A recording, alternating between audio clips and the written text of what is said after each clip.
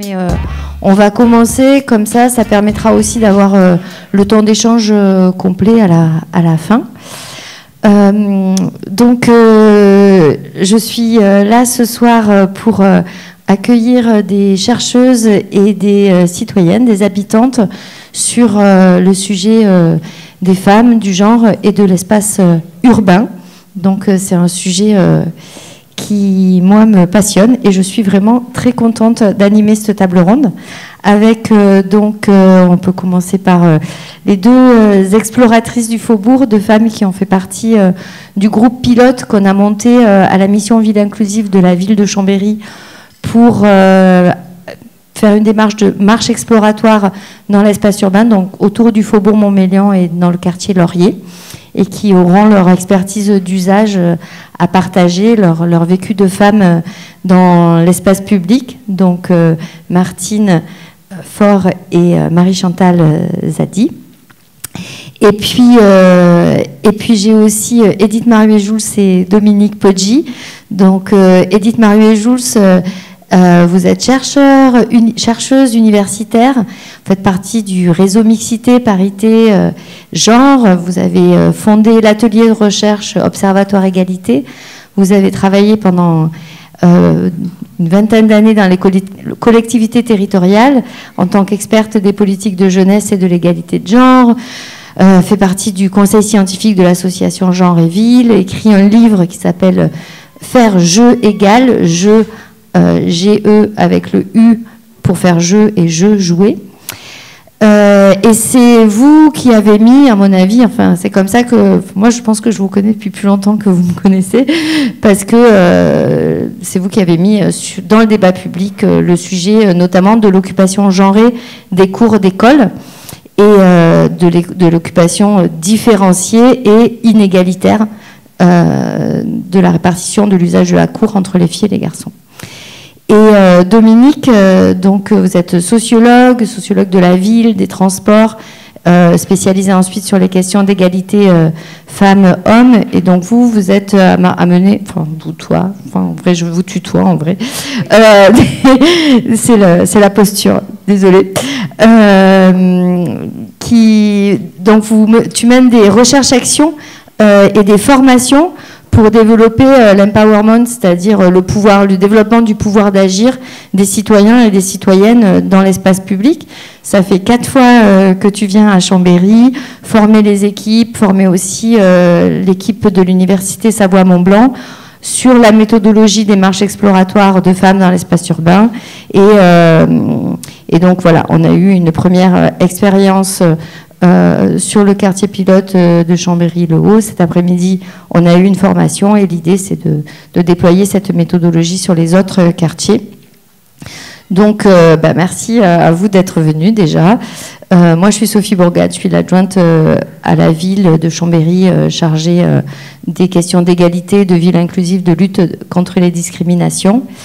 Et je suis, comme je le disais, très contente de vous accueillir parce que toutes les démarches que vous portez, elles se basent à la fois dans une démarche scientifique et dans une démarche de terrain avec les gens. Donc c'est vraiment des choses qui me parlent et je pense que c'est dans la combinaison de ces deux choses-là qu'on peut éventuellement accompagner un changement, parce que ce que vous faites, ça ne peut se faire que dans une coopération resserrée avec des universitaires, des collectivités, des écoles, des salariés associatifs, des habitants, habitantes, des élèves, des enseignants. Enfin, ça fait se croiser des mondes qui, des fois, ne se croisent pas et ça oblige tout le monde à réfléchir ensemble.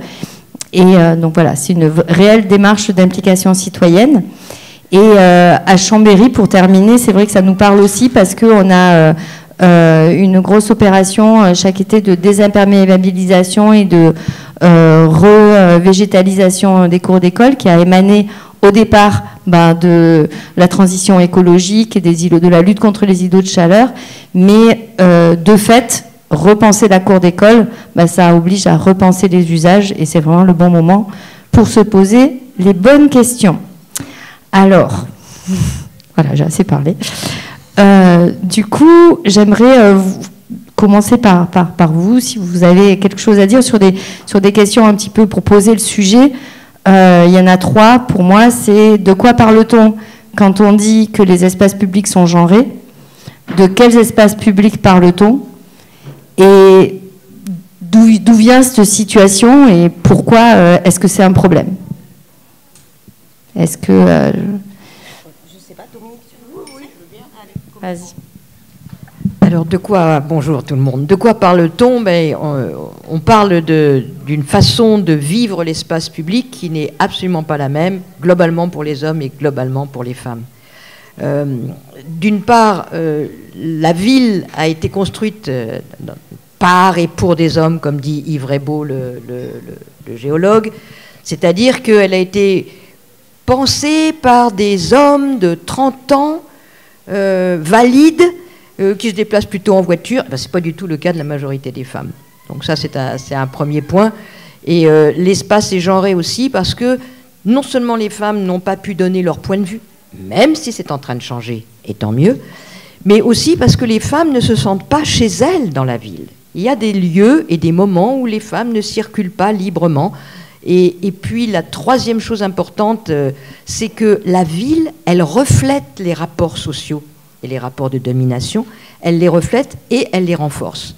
Elle les reflète, c'est-à-dire que les femmes n'occupent pas la même place, en général dans les hautes sphères de la société ou en politique, et bien dans la ville c'est pareil. Donc il y a cette espèce de à la fois projection et rétrocession des inégalités dans l'espace public. Oui, bonjour à toutes et à tous. Merci pour cette belle invitation. Merci d'être là aussi. Alors peut-être que moi je pourrais redire les mêmes choses un peu différemment. C'est peut-être pas la question du genre, des espaces genrés. C'est surtout pour moi, mon approche, c'est une ville inégalitaire. Inégalitaire parce que d'abord ça pose la question des espaces, des places des femmes et des hommes. Ça pose la question de la conditionnalité des femmes aussi. C'est-à-dire que moi, tous les jours sur le terrain, je vois que l'usage est différent parce qu'elles ont une vie différente dans leur grande majorité. Les femmes sont en situation conditionnelle sur la question de la pauvreté, par exemple. Elles surreprésentent les pauvres, les femmes. Elles ont aussi l'articulation des temps sociaux. Tout ce qu'on appelle la domesticité. Et donc, elles auront aussi un usage différencié de la ville qui vient de leur quotidienneté, tout simplement. Et ce qui se passe, c'est que leur quotidienneté, le fait d'être d'accompagner, de tirer, de pousser, de marcher, d'utiliser d'une manière ce qu'on appelle les petites mobilités, tout ce vocabulaire qu'on utilise, comme les petits jeux de filles, par exemple. C'est un jugement de valeur sur ce qu'elles portent comme message sociétal, mais c'est aussi un jugement de valeur parce qu'on n'organise pas leur vie. Parce que les sujets et la plus grande des inégalités, je trouve, à la question de l'espace public, c'est ce qu'elles portent, ce qui fait sujet pour elles, leurs besoins, en termes d'activité sportive, en termes de sociabilité à l'espace public, en termes de lieux de discussion, en termes d'horaire aussi. Les femmes, souvent, sont à l'espace du dehors dans des temporalités différentes d'hommes qui travaillent, qui n'ont pas la charge, justement, de la quotidienneté. Ces sujets-là, ils ne font pas objet scientifique, objet d'organisation d'espace. Et il n'y a pas de neutralité aujourd'hui. On a organisé l'espace, on organise encore souvent l'espace en pensant aux hommes, aux jeunes hommes, à leur activité sportive, à leur manière d'utiliser l'espace, des grandes mobilités, les TGV, les tramways, aller du domicile au travail, passer un petit peu de loisir sur l'espace public, mais absolument pas sur ce que portent les sujets des femmes.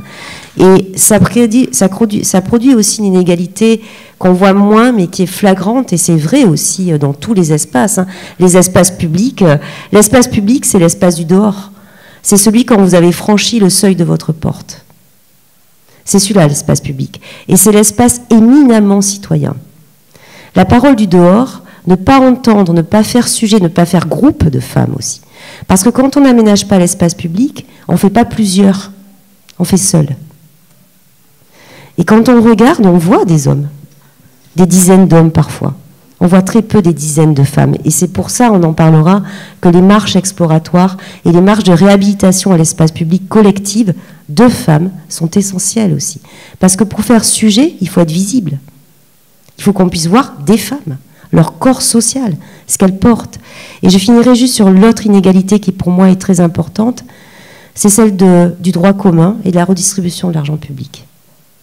Aujourd'hui, ce qu'on constate, c'est que les équipements qui sont mis en place sur l'espace public, la manière d'aménager l'espace public et aussi les cours de récréation ne servent pas aux loisirs des femmes, ne servent pas au sport des femmes, ne servent pas à leur citoyenneté.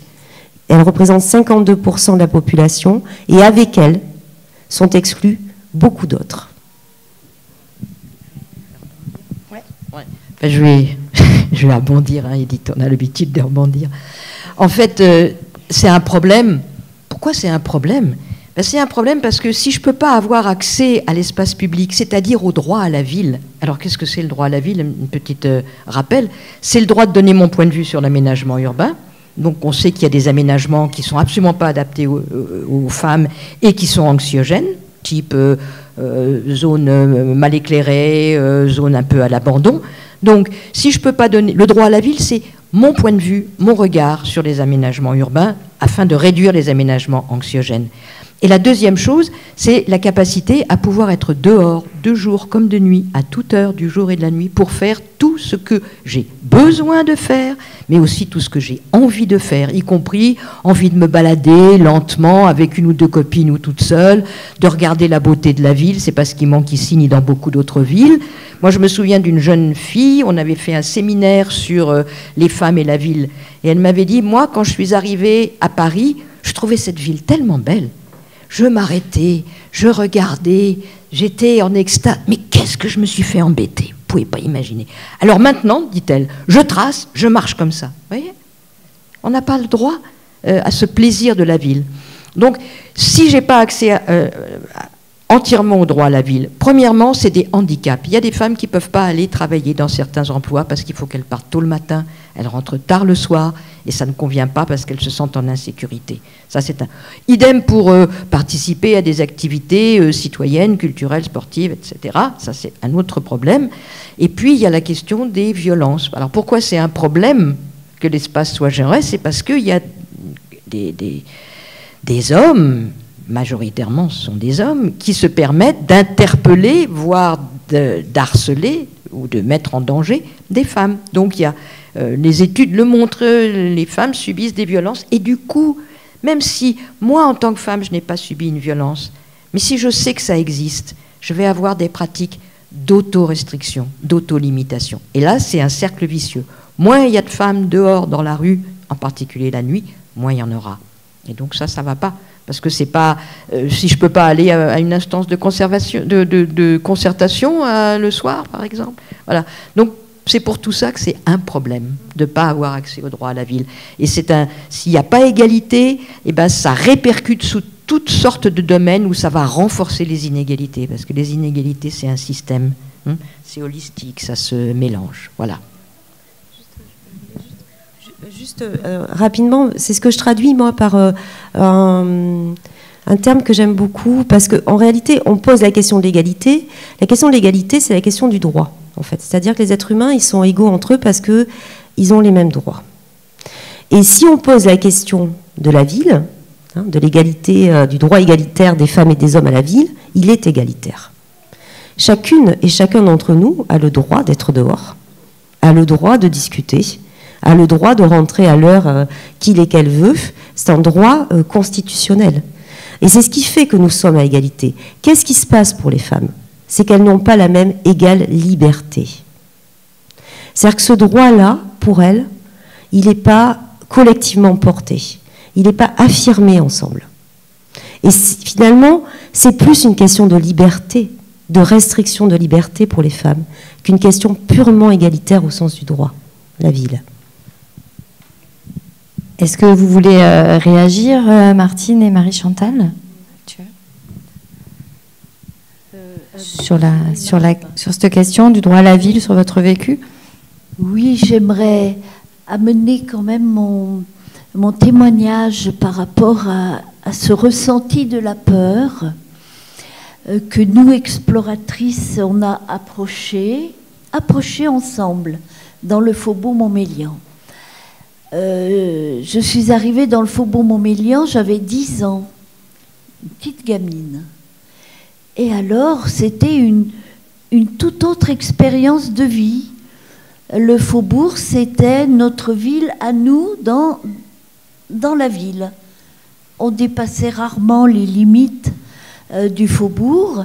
Et moi, petite gamine, je n'ai jamais senti la peur, la crainte de quoi que ce soit, parce qu'il y avait autant de femmes que d'hommes dans la rue.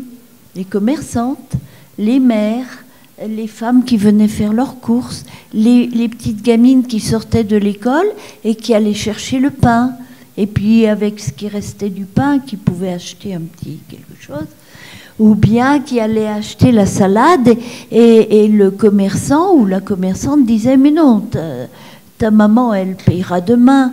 Il y avait une protection naturelle des enfants à ce moment-là, et des filles, bien entendu.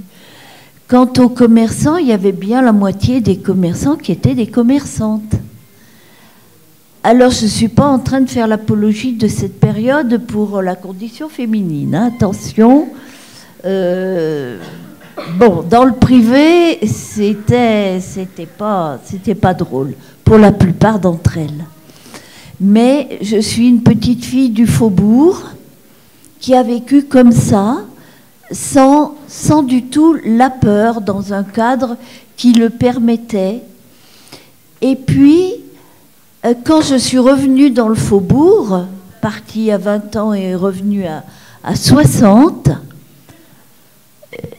j'ai été complètement sidérée de la différence dans le vécu. Il y avait très très peu de femmes, très peu de commerçantes femmes, et il y avait beaucoup d'hommes. Alors la population avait beaucoup changé.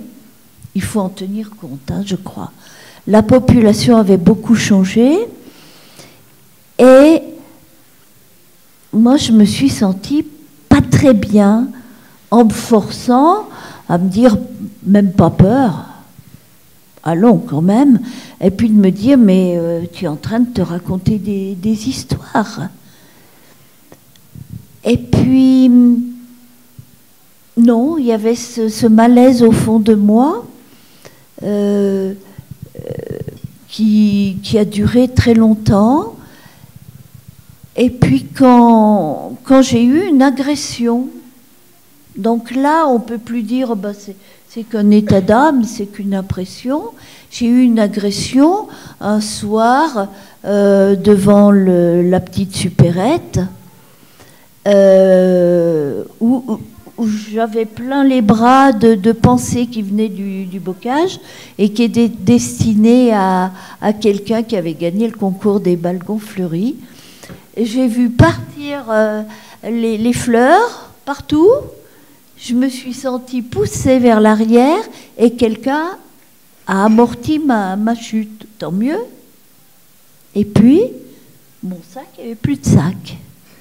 Le responsable de la sécurité de la supérette m'a ramené mon sac 5 minutes après. C'était quoi ? Là, c'était un grand changement. C'est que le faubourg Montmélian est une grande terre de deal, hein, de commerce de drogue. Il y a moins de commerce, mais le commerce de la drogue, celui-là, ça marche. Et que il était en grande détresse au moment où les dealers passaient, il n'avait pas de quoi payer sa dose. Et il a arraché mon sac. Et à partir de là, je me suis dit, c'est donc vrai. J'y croyais pas, ça pouvait pas m'arriver à moi. Et puis, si on n'a pas peur, il peut rien nous arriver, etc. Et c'est pas vrai. C'est pas vrai. Les femmes dans le faubourg peuvent être dans la crainte. Il peut leur arriver des agressions comme ça, des violences, mais aussi des injures sexistes. Hein, et ça, c'est tous les jours. Des regards qui vous mettent mal. Et on se sent pas bien dans le faubourg. Et un jour, j'ai traversé le faubourg. Là, cette année, au mois de janvier, il n'était pas tard, il était 6 heures. Que je vienne de n'importe où, j'avais bien le droit, ce que je me répète sans arrêt, j'ai le droit à l'espace public. L'espace public m'appartient comme à d'autres. Et je me suis retrouvée toute seule dans le faubourg historique, seule femme. Et plein d'hommes à ce moment-là. Et bizarrement, j'ai senti dans le ventre quelque chose de désagréable. Et je me suis dit, ça suffit. Tu as passé ta vie à dire non, c'est rien. La peur, c'est toi qui l'as créée.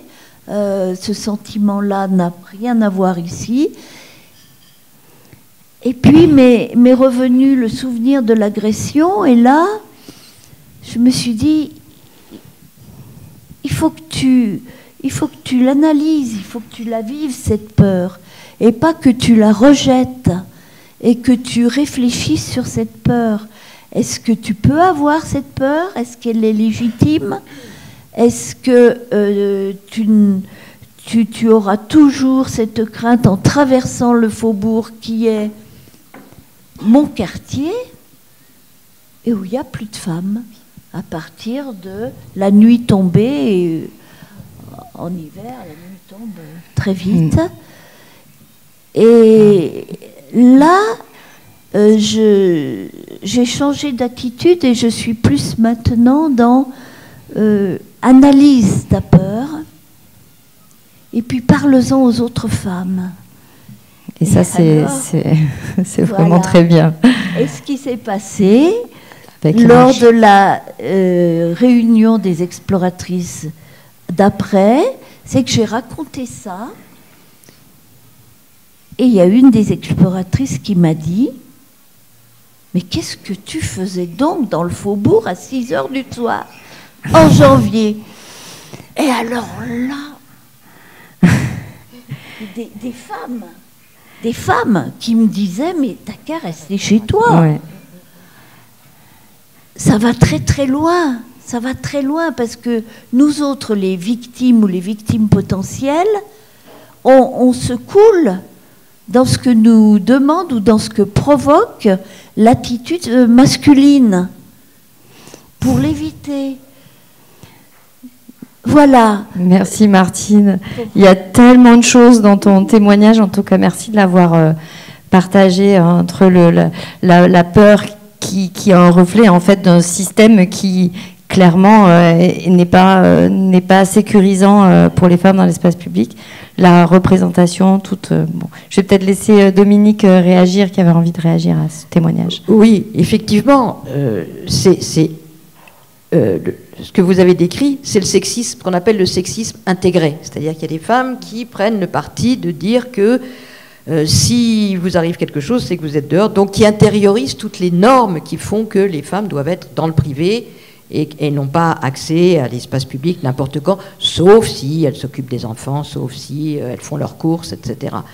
Ce que j'ai pu observer, moi qui ai accompagné pas mal de groupes de femmes dans leur processus de réappropriation de l'espace public, c'est qu'au niveau des propositions, bon nombre disaient on voudrait pouvoir bénéficier de stages d'autodéfense. Pas du tout pour se battre, mais pour prendre confiance et pour arriver à gérer la peur. Parce que la peur, comme toutes les émotions, c'est aussi un poteau indicateur qui nous dit attention, soyez vigilants, il y a un danger. Mais pour autant, ça doit rester, si on utilise des techniques de gestion des émotions et de prise de confiance en soi, la peur doit rester un indicateur et non pas un tyran qui nous mène par le bout du nez et nous fait partir sidérés ou terrorisés. Donc l'idée, c'est effectivement de proposer aussi à des groupes de femmes, et c'est des municipalités qui le font, il y a aussi pour les jeunes femmes, des ateliers de prise de confiance en soi, et de façon à ce que... Parce que si je calme la peur, les choses vont mieux se passer.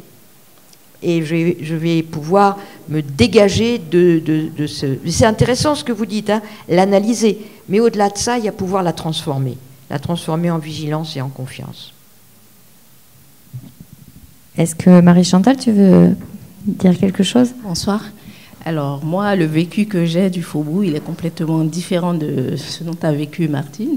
Parce que moi, quand je suis arrivée, on va dire, en Savoie, du coup, j'en avais entendu parler du Faubourg, qui était un coin agréable pour tout Africain qui arrive. Nous, on cherche plutôt l'ambiance que la solitude. Donc, du coup, quand on m'a proposé un hébergement là-bas, j'ai dit oui, pourquoi pas. Bon, sauf que après, j'ai eu mes 4 gosses. Et donc, du coup, ils sont petits. Et devant ma porte, il y a des trafics qui se passent. Je ne peux pas parler, je ne peux rien dire, de peur que si j'interpelle ces personnes-là, ils savent où j'habite, puisque c'est sur le palier de mon escalier. Donc, du coup, ils me voient rentrer, quoi. Et du coup, justement, moi, je vis cette peur-là au quotidien, en fait. Parce que tout se passe devant ma porte. Et je peux rien faire, je peux rien dire. Bon, je sors le matin comme tout le monde pour aller travailler et tout. Je reviens, je récupère mes enfants. Personne ne traîne dehors parce que je ne veux pas qu'ils fréquentent justement ce genre d'endroit pour des petits de 2 ou 4 ans. Donc voilà un peu. Et puis du coup, quand il y a eu cette marche exploratrice, je dis oui, parce que quand même, quoi. Il faut quand même que les femmes se lèvent. Il faut quand même qu'on protège nos enfants. Moi, c'est surtout nos enfants. Parce qu'après, quand on a des enfants, du coup, on vit un peu pour ces enfants. Donc, la première réaction que j'ai, c'est comment est-ce que je réagis pour protéger mes enfants, pour pas qu'il leur arrive quelque chose. Parce qu'on a beau dire tout ce qu'on peut dire, toute cette insécurité, toute cette peur, elle n'arrive pas toute seule. Elle arrive aussi parce qu'il y a beaucoup, comme je le dis, il y a beaucoup d'immigration. J'en fais partie. Mais sauf que je fais partie de ces personnes-là qui respectent les règles. Quand on arrive quelque part, et je le dis à mes compatriotes, quand on arrive quelque part, il y a des règles à respecter, il faut les respecter. Donc voilà, même moi, quand je passe devant la maison des jeunes, j'ai peur. Pourtant, ce sont mes compatriotes. J'ai peur parce qu'ils sont entassés et c'est que des hommes. Tu te demandes qu'est-ce qu'ils font, est-ce qu'ils travaillent, pourquoi ils sont là et tout. Il y a plein de choses qui viennent dans la tête. Et du coup, moi, j'ai trouvé que cette expérience-là de partager cette vie-là avec un groupe de femmes, oui, pour essayer d'apporter un changement qui est peut-être pas la vision qu'on a. On a une vision tout le temps idéaliste. On veut que les choses soient meilleures. Mais pour arriver au meilleur, qu'est-ce qu'on fait ? Est-ce qu'on pourrait changer le comportement de quelqu'un qui a déjà son comportement depuis plusieurs années ? Est-ce qu'il faut refaire l'éducation de tout un peuple ? Ça va être compliqué. À ça, je ne sais pas qui peut s'y coller, mais bon courage. Donc voilà, il y a un peu de ça, quoi. Du coup, moi, en fait, c'est mon ressenti. Je vis au Faubourg, mais j'ai peur. J'ai peur. Pour mes enfants, surtout. Moi, je me souviens aussi, pendant les marches explorateurs, ce qui m'a marqué, c'était les différents vécus des différentes femmes. Et il y en avait qui avaient vraiment intériorisé de la peur aussi, qui était un ressenti qui était parfois disproportionné par rapport à la menace réelle. Et donc, c'était intéressant aussi d'avoir d'autres femmes qui disaient « Ah bon, mais pourquoi tu passes pas là ?» Donc, c'était quand même sans jugement, c'était constructif. C'était du coup... parce que en fait, il y a ce prisme et on oscille entre les deux en fonction des personnalités, en fonction des vécus, et on a besoin de s'en parler, de créer du collectif. Après, on est sur le côté des femmes. Après, il faut aussi que la société éduque ses garçons. Ça, c'est clair. On avait un petit peu abordé la question de la nuit quand tu disais c'était le soir quand même que tu t'es senti en insécurité, que tu as analysé ce rapport à la peur que tu n'avais pas quand tu étais enfant. Et est-ce que c'est une question qui... Est-ce que la nuit, c'est pas une révélatrice aussi de ces inégalités de genre ? Tu veux en parler ? Fondamentalement. C'est vraiment... moi, j'anime des marches exploratoires pour la liberté et la tranquillité des femmes dans les espaces publics. Et toujours, je dis, on fait une marche de jour, mais on fait une marche de nuit. Parce qu'un quartier n'a pas du tout la même ambiance, la même fréquentation, le même ressenti de jour comme de nuit. Dans la journée, on peut avoir l'impression que les hommes et les femmes, si on ne regarde pas vraiment attentivement, bah, finalement la ville est neutre, hein, il y a des hommes, il y a des femmes, donc venez pas nous dire qu'il y a des problèmes sur la question espace public et genre. Mais la nuit, il y a des quartiers dans lesquels la nuit, mais pas ici seulement, j'ai accompagné dans 50 territoires différents, c'est le couvre-feu dans certains quartiers. Il n'y a plus une femme dehors. Et là, ça saute aux yeux qu'il n'y a pas égalité. C'est pour ça qu'on fait une marche de nuit aussi, pour accompagner les femmes à ressentir qu'on peut être dehors la nuit tranquille. Parce qu'on est en groupe et parce qu'on a l'idée de se réapproprier l'espace. Donc la nuit, c'est celle qui nous permet de voir les inégalités de manière extrêmement claire, si je puis dire. Comment la nuit éclaire le jour. Du coup, la nuit est révélatrice de choses qui traversent la ville de jour comme de nuit. Il y a peut-être un autre jeu de miroir qui peut être intéressant à explorer. C'est celui entre l'espace public et l'école, l'espace de l'école, de la cour d'école. Et donc, on a quand même Edith qui est spécialisée sur le sujet. Est-ce que tu voudrais développer un petit peu ce sujet-là ? Oui, parce que je pense que, et c'est normal, hein, les témoignages qu'on a aujourd'hui, moi ça fait des années que je travaille sur cette question-là et je la travaille en immersion comme Dominique, hein, c'est-à-dire je passe ma vie dans des écoles, des collèges, dans l'espace public. Et je pense qu'il est l'heure aujourd'hui qu'ensemble on consente que cette question-là, elle ne doit pas être portée que par les femmes. Elle ne doit pas être portée que par la capacité des petites filles à s'imposer. Ce qui se passe, c'est que c'est un processus. Et quand, dès 6 ans, on vous a dit « tu joues pas, tu es nul », que dès 6 ans, l'espace qu'on a, c'est un espace qui n'est pas organisé par un adulte, par exemple, qui ne fait pas sujet de l'espace de cour de récréation. C'est la marche, les poubelles pour dessiner, le petit coin. Les filles, dès 6 ans, dès 7 ans, elles ne font pas nombre. Elles sont 2-3. Les garçons concentrent à l'espace de cours, pas tous les garçons, attention. Parce que ce dont on parle aussi aujourd'hui, c'est que c'est quand même une grande partie du peuple, de la population, qui est exclue aussi à l'espace public. À travers l'acceptation que les filles, dans ce qu'elles représentent, aient moins de place, soient moins intéressantes, que la discussion, par exemple, dessiner, rêver, lire, soit pas un sujet, un projet sociétal, eh bien, on exclut aussi toute forme de solidarité et d'être ensemble. Ce qu'on met en scène, c'est la force. Mais une force. La performance, la capacité à tirer fort, à être fort en ça. Et derrière, on va exclure les petits, tous les autres enfants, ceux qui sont fragiles, ceux qui savent moins. Mettre en scène la force des garçons, puis plus tard la force de certains hommes à l'espace public, les city-stades, les boulodromes, les strict work-out, c'est accepter collectivement que ce qui est important dans la société, c'est la force. Et donc, c'est le rapport de force. Et ce que vous vivez, ce que vous racontez, ou ce qu'on peut entendre, oui, mais bon, c'est l'égalité, donc si elles ne viennent pas, c'est qu'elles ne veulent pas. Elles n'ont qu'à s'imposer. Mais on est 1 contre 10. Ça n'est pas de la responsabilité des femmes.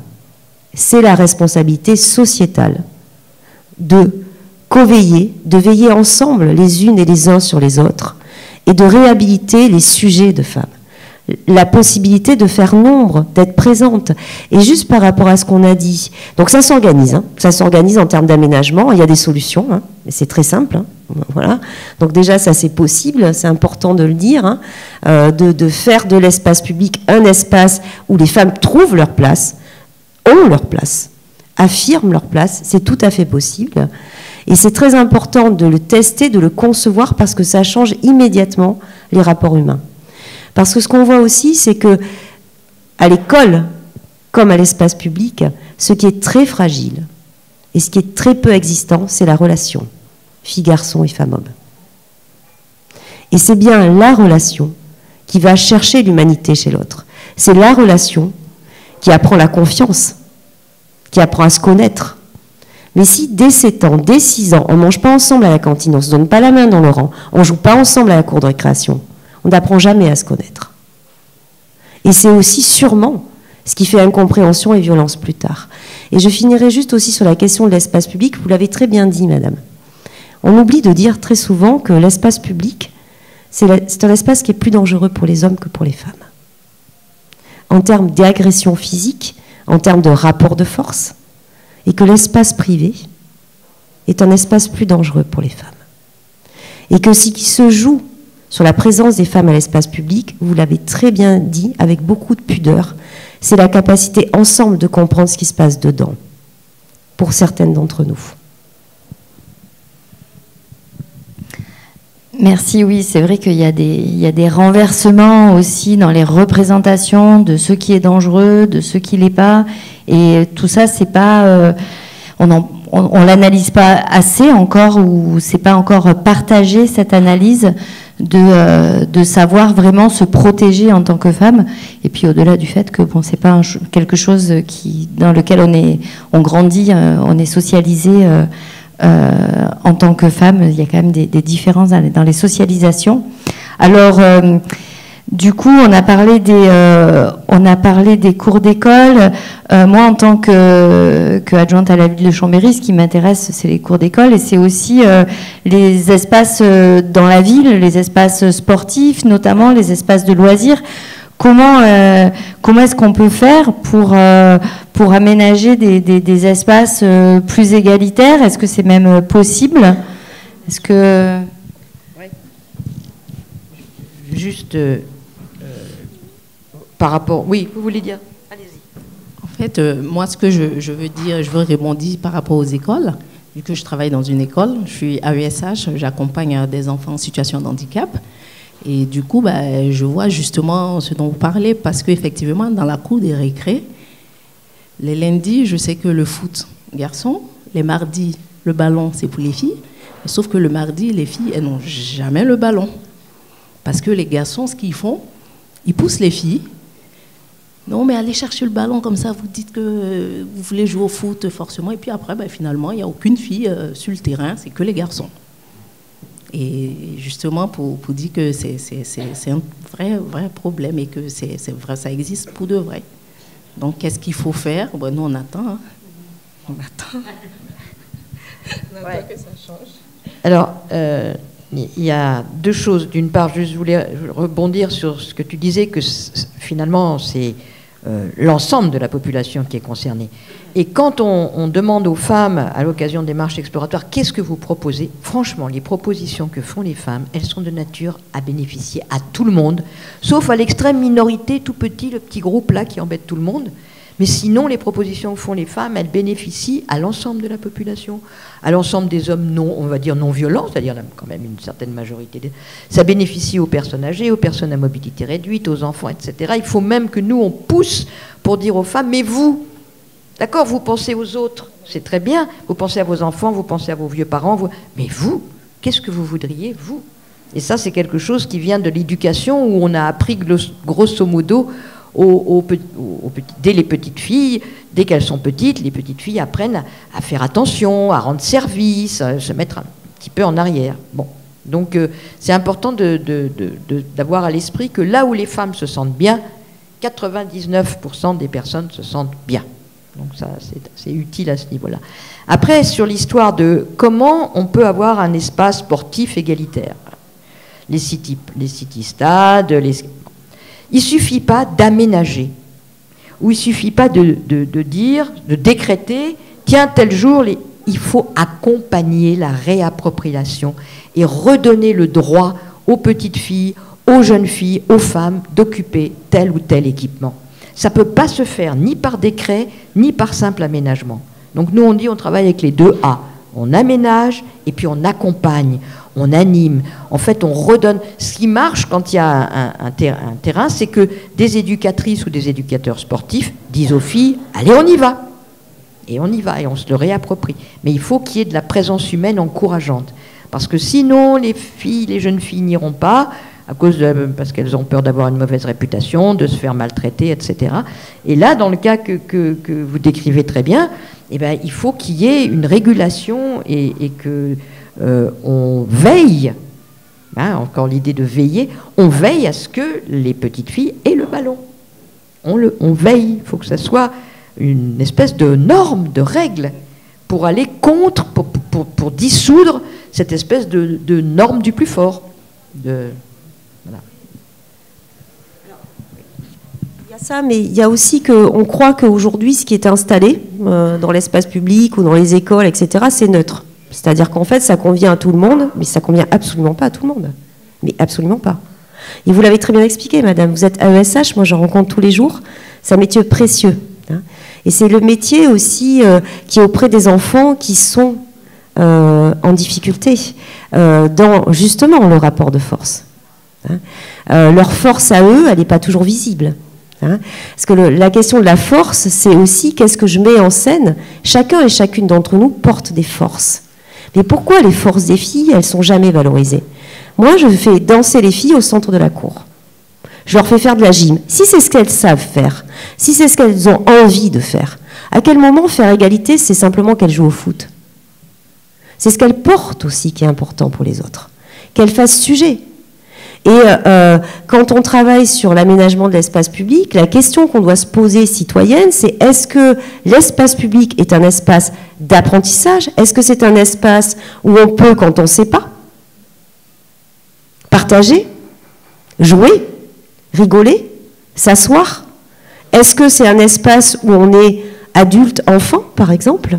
Hein, la mixité intergénérationnelle est un biais aussi sur la question de la mise en scène de la force. Aujourd'hui, quand on prend de l'équipement où il faut faire 1,80 m pour se suspendre et avoir je ne sais pas combien de muscles pour lever un morceau de jambe, ben ça ne sert absolument pas à la population. Ça ne sert pas aux enfants que vous baladez quand vous faites un parc de jeux pour enfants, pour 2-3 ans. Et un plus loin pour 7, 8 ou pour 10 ans. Comment vous faites quand vous avez des enfants? Vous faites quoi? Vous vous partagez? Vous dites, ah ben t'attends un petit peu, on est d'abord avec le petit. Et vous, comment vous faites pour vous faire plaisir dans cet espace-là? On met des bancs pour surveiller nos enfants. Pourquoi jamais on pense à la sociabilité des femmes? Hein? Pourquoi on ne se dit pas, eh bien, on se met en arrondi, on est 6, on est 7, eh bien, toi la collègue, si tu vois mon gamin tomber, tu vas quand même me dire, eh bien, je pense que ton gamin est tombé, non? On ne se fait pas confiance dans la relation. Et ça, c'est un vrai problème.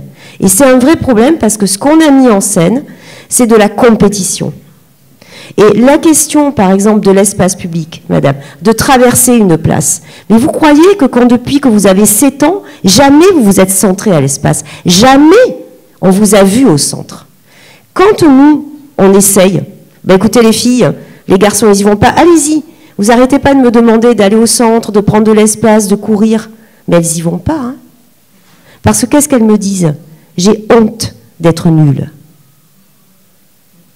On les apprend à se faire confiance. Et la confiance, elle le cherche dans le groupe. Hein? La confiance, elle le cherche dans l'amitié, dans la possibilité aussi de s'appuyer sur l'autre. Donc ça, il faut qu'on le résolve ensemble. Hein? On a tous les outils, mais oui, il faut aussi arrêter de construire des espaces, des manières d'être à l'espace public qui ne mettent en scène que ce que sont des vrais garçons ou des vrais hommes. La question de la virilité, etc., c'est une vraie problématique. Hein. Il faut renoncer à mettre en scène de la performance individuelle à l'espace public, qui est l'espace du collectif, qui est l'espace sociétal par excellence. Et vous l'avez aussi très bien expliqué, hein, parce que tout ça, on dit oui, c'est des histoires, les garçons, ça préfère le foot, etc. Mais tous ces enfants qui sont en fragilité, qui sont hyperactifs, qui sont autistes, qui ont besoin de se poser, il est où leur espace, eux, dans la cour de récréation, à l'espace public? D'accord? L'inclusion, c'est pas j'ai un problème avec un enfant à l'école et je vais le mettre dans les endroits où les autres n'ont pas le droit d'aller pour qu'il se calme. C'est dans l'endroit où il y a tout le monde où je trouve ma propre ressource. Et ça se travaille aussi à l'espace public.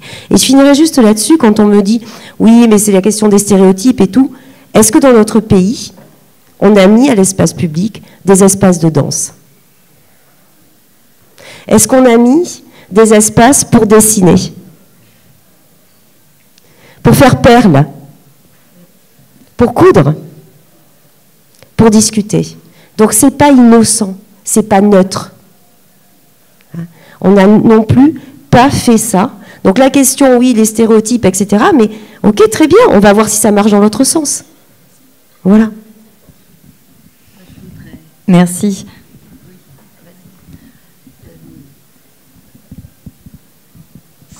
Ça me touche beaucoup ce que vous dites, parce que je crois vraiment que notre société, encore aujourd'hui, bien que la situation ait beaucoup changé pour la femme, au moins dans le fait qu'elle puisse penser sa condition et essayer de la modifier. Mais nous, adultes, en tout cas ici dans le quartier du Faubourg Montmélian, il y avait Jules Ferry, il y a toujours Jules Ferry. Mais moi, je suis allée à Jules Ferry, collège et lycée nationalisé de jeunes filles, de 11 ans au bac. On ne voyait pas un garçon, on ne voyait pas un homme. La plupart des profs étaient des femmes. Et à mon âge, en tout cas, je vis toujours sur ce passé qui, heureusement pour mes filles et mes petits-enfants, ces choses-là ont changé, mais il faut aller voir ou lire Annie Ernaux pour qu'on lise et qu'on comprenne et qu'on rentre par l'intérieur dans le sentiment de peur et le sentiment de honte que les femmes au jour d'aujourd'hui vivent encore fondamentalement. Hein, la femme violée, agressée, elle a honte. C'est elle la coupable. Hein, elle se fait insulter, elle a honte. Mais arrêtons tout ça. Et puis, c'est ensemble, c'est vrai ce que vous dites, c'est ensemble qu'on peut quelque chose. C'est pas seul dans notre coin, toute pétrie de ce qu'on nous a enseigné depuis des millénaires. C'est l'homme qui a créé la société et qui l'a créée à son image, à ses besoins, à ses désirs. Arrêtons. Et puis, bon, je vous laisse. Non, mais merci. Et c'est vrai qu'en France, on a eu une loi sur la mixité qui date des années 70 et que peut-être on a cru que cette loi elle allait tout résoudre. Et en fait, c'est la question de l'accompagnement, ça marche pour tout. Et la création des inégalités, elle est aussi dans la création de cette non-mixité encore de certains espaces. Hein. On peut parler des espaces de toilettes publiques ou des toilettes publiques genrées dès le plus jeune âge. Donc voilà, la mixité, elle s'accompagne, elle se pense, et la parole, elle se partage en fait aussi. Il faut que les femmes créent collectif pour pouvoir faire avancer les choses. Mais qui c'est qui veut réagir là-dessus? Il y avait sur la mixité, il me semble qu'il y a quand même des choses à dire. C'est-à-dire que la mixité, ça ne se décrète pas. Ça se construit pas à pas. Et je me souviens, à un moment, j'avais piloté une recherche-action qui s'appelait « Pour qu'activité de loisirs rime avec égalité ». Parce qu'on s'était aperçu que les jeunes filles ne bénéficiaient pas des opérations vie-vacances. Il y en avait 30% et 70% de garçons. Donc on nous a demandé, au Centre audiovisuel Simone de Beauvoir et à moi-même, d'aller comprendre qu'est-ce qui freine et quels seraient les leviers. Et en fait, on s'est aperçu que les jeunes filles ne bénéficiaient pas de tout ça parce que les familles ne les laissaient pas, parce qu'elles n'avaient pas assez d'argent. Même si c'était 4 €, elles ne l'avaient pas. On mettait l'argent dans le ballon de foot et les baskets du garçon, etc. Parce qu'elles n'avaient pas la maîtrise de leur temps. Parce qu'en fait, on leur disait au dernier moment si elles pouvaient sortir ou pas, si elles devaient s'occuper des petits frères, etc. Et parce qu'elles avaient peur de la mauvaise réputation. Et donc, il y a des structures qui ont fait tout un travail. Et d'une part avec les familles, pour rassurer les familles, disant que les jeunes filles seraient accompagnées, par exemple si elles partaient un jour au bord de la mer, et elles avaient bien le droit d'aller un jour au bord de la mer, ou bien bénéficier pendant 1 heure. Qu'est-ce qu'on allait faire? Les structures ont invité d'abord les jeunes filles autour d'une pizza et d'activités curly, des activités très stéréotypées filles, et c'est comme ça qu'elles ont compris d'où venaient tous les freins dont je viens de vous parler. Et après, elles ont décidé de limiter ces freins. C'est-à-dire qu'il y avait des bénévoles qui gardaient les petits-enfants, les petits frères et les petites sœurs. On leur gardait un quota de temps pour qu'elles puissent s'inscrire et partir avec les garçons au bord de la mer, etc. Et essentiellement, pour que garçons et filles arrivent à jouer ensemble dans des activités sportives, ils ont commencé par faire un groupe de filles basket. Il y avait déjà un groupe de garçons basket. Ensuite, on a invité garçons et filles à regarder des baskets ensemble, des matchs de basket, à se connaître, et petit à petit, ils se sont mis à jouer ensemble. Mais ça a été un processus qui a pris des mois. Ça ne se décrète pas. Il ne suffit pas de dire garçons et filles jouer ensemble. Et il y a toute cette idée de processus et d'accompagnement. Et l'autre chose, c'est qu'une mixité, ça ne peut pas être seulement quantitative. Il ne suffit pas de dire il y a 50% de filles qui ont bénéficié de telle ou telle activité. Il faut voir de quoi sont faites ces activités. Je suis d'accord avec toi, Edith, les stéréotypes, il faut parfois accepter pour attirer les filles ou pour attirer. Mais après, il y a des activités, on change de nom. Par exemple, si on met mode, les filles, mais si on met vintage, plus de garçons viendront. Après, il y a des activités qui attirent garçons et filles. Le théâtre, l'audiovisuel, le cirque. Voilà. Donc l'idée, ça se construit aussi en pensant autrement que activité. Et après, il y a l'autre chose aussi. À travers ce travail, on avait demandé aux animateurs des opérations Ville-Vie Vacances comment vous avez fait savoir qu'il allait y avoir ça. Et ils nous ont répondu, on a fait le tour, on est allé voir les gars qui traînaient et qui tenaient les murs, et on leur a dit qu'est-ce qui vous ferait plaisir comme activité Ville-Vie Vacances. Et évidemment, ils ont proposé que des activités qu'ils connaissaient, et ça ne suffit pas. Il faut ouvrir un champ des possibles. Il faut dire oui, d'accord, on peut faire telle ou telle activité, mais est-ce que ça vous intéresserait de faire et ça, et ça, et ça? Donc il y a à la fois l'idée d'une progression et à la fois l'idée d'une ouverture. On ouvre sur autre chose que ce qu'on connaît. Voilà. Juste pour ça, en fait, il faut revenir aussi à des valeurs humaines centrales, quoi, en fait. Un enfant, un adulte, un être humain, c'est quelqu'un qui a besoin de se poser de temps en temps, sur une récréation de 2 heures, qui a besoin de s'activer, qui a besoin, voilà, de jouer, de faire des jeux de société, de dessiner. L'usage, c'est-à-dire revenir sur des choses, en fait, sur lesquelles on appelle à soi. Qu'est-ce que tu vas me faire? Écoute, t'es un peu énervé, va te poser dans l'espace calme, etc. Nous, on travaille plutôt sur cette question-là, en fait, ce qui nous réunit. Et par exemple, le jeu de société, c'est un jeu de société, quoi. Le fait que ça soit absent, par exemple, d'une cour de récréation, c'est problématique. Parce que d'abord, c'est le jeu des fratries, c'est le jeu des cousins et des cousines, c'est le jeu aussi des adultes et des enfants. Le jeu de société est un magnifique médian dans la relation. C'est aussi l'apprentissage de la frustration, c'est la négociation, t'as gagné, t'as perdu, c'est laisser sa place pour l'autre, pour qu'il joue, c'est réguler des choses, et c'est des choses très simples, en fait, qu'on peut trouver aussi à l'espace public. Mais je crois que la question de la mixité, c'est la question de la non-mixité aussi.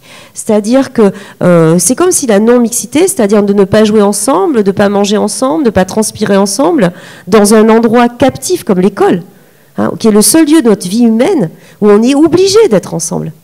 On est enfermés, filles et garçons, dans un espace. Et moi, tous les jours, je vois des enfants qui ne jouent pas ensemble, qui ne mangent pas ensemble, qui ne se parlent pas.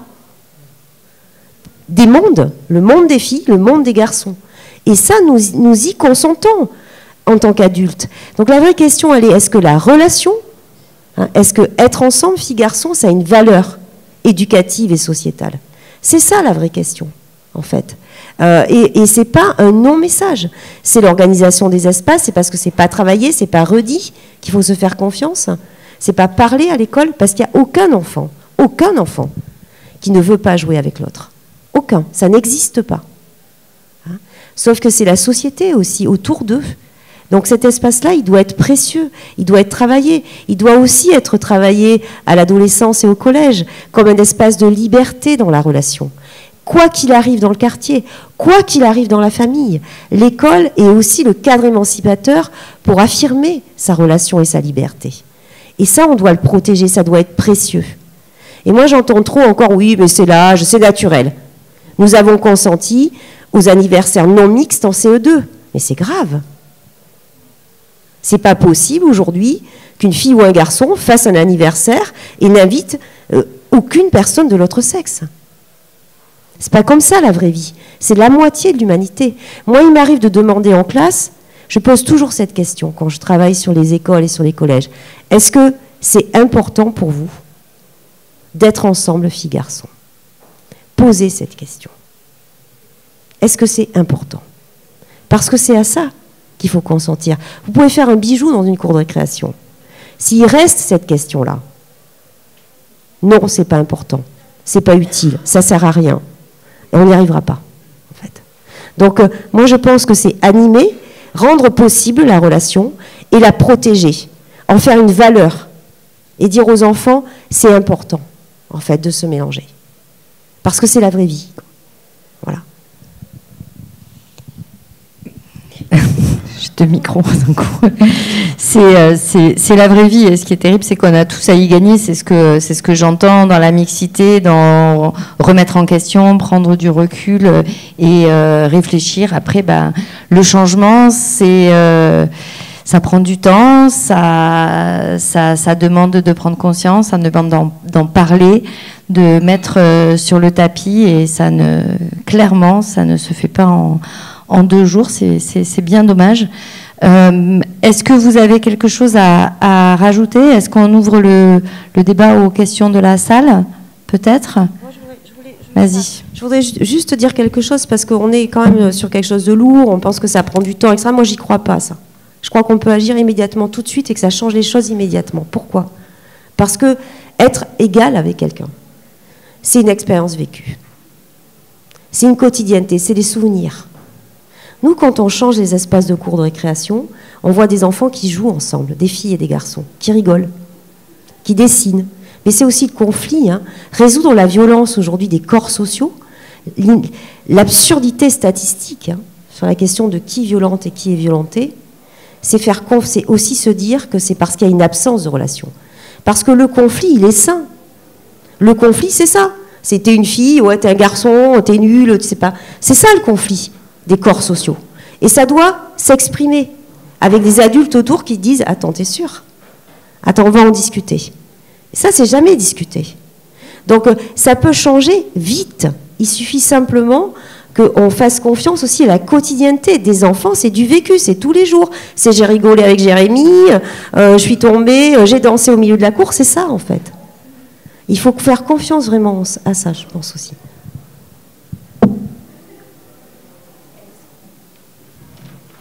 Est-ce que quelqu'une a une question? Il y a J'ai juste je rebondis juste sur ce que vous venez de dire. Alors, je me rappelle plus votre nom, Madame à gauche, à ma gauche. Voilà. Je suis un peu fatiguée parce que je suis AESH moi aussi, et je trouve que c'est un métier épuisant, féminin à 95% d'ailleurs, je crois, comme par hasard. Bref, donc moi aussi j'observe exactement les mêmes choses que ma collègue.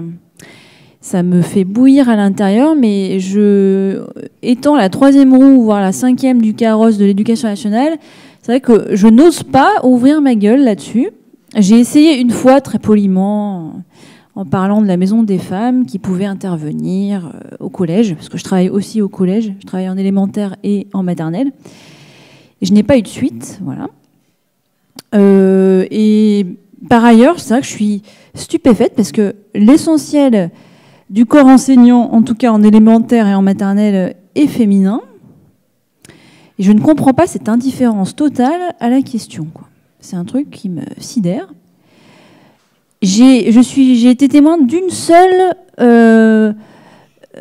intervention d'une institutrice en CM1 ou CM2 sur une artiste féministe. En l'occurrence, j'ai déjà oublié son nom parce que je suis très fatiguée. Celle qui a fait des fontaines avec des grosses mamas, là. Voilà, Niki de Saint-Phal. Il y a eu un exposé sur Niki de Saint-Phal où elle a pris le temps, effectivement, de soulever la question de l'inégalité entre femmes et hommes, et où elle a fait réagir les enfants. Mais à ce jour, et ça fait 3 ans que j'exerce cet emploi, si on peut appeler ça un emploi, et ben c'est la seule et unique fois que le sujet a été abordé de manière franche. Voilà mon témoignage. Oui, juste, moi je suis tous les jours à l'école aussi et au collège, donc j'ai bien mesuré la question. Je crois que d'abord, il faut arrêter de se dire que c'est qu'une question de femmes. Je le dis, mais c'est pas non plus pas une question de femmes. Et c'est pas parce qu'il y a que des femmes à l'école, par exemple, que cette question on peut pas la traiter. Donc quand même, voilà, parce que là aussi, c'est comme un déni de compétences. Elles sont enseignantes, vous êtes à ESH, vous êtes une communauté éducative, vous pouvez traiter cette question, d'accord ? Le problème, c'est la formation. Le problème, c'est aussi l'institution. Voilà, donc ce qui est compliqué, c'est que ça ne vient pas à soi. C'est un processus aussi de déconstruction, qu'est-ce qu'on veut faire exactement, mais il y a aussi des outils. Et vous êtes très importante aussi dans cette question-là. Et il faut vous donner, et ça tous les jours je le travaille avec les professionnels avec qui je travaille, moi je travaille aussi avec des techniciens par exemple qui refont des toilettes, et je leur dis, il faut enlever les urinoirs, voilà pourquoi vous participez à un changement sociétal. Donc, si vous voulez on en discutera, mais tout le monde doit avoir le sens de cette question-là, et agir dans l'espace qu'il ou qu'elle choisit, dans son métier, et ne pas se dire, il faut que j'agisse pour les autres. Vous comprenez, je sais que c'est compliqué, mais quand on est adulte face à des enfants, peut-être vous serez-vous la solution de tas d'enfants. On se souvient d'une maîtresse. Moi, j'ai un enfant qui est dyslexique. Et Paloma, il s'en souvient, Paloma. Parce que Paloma, elle était avec lui, à côté de lui en classe, et voilà, maintenant il est grand.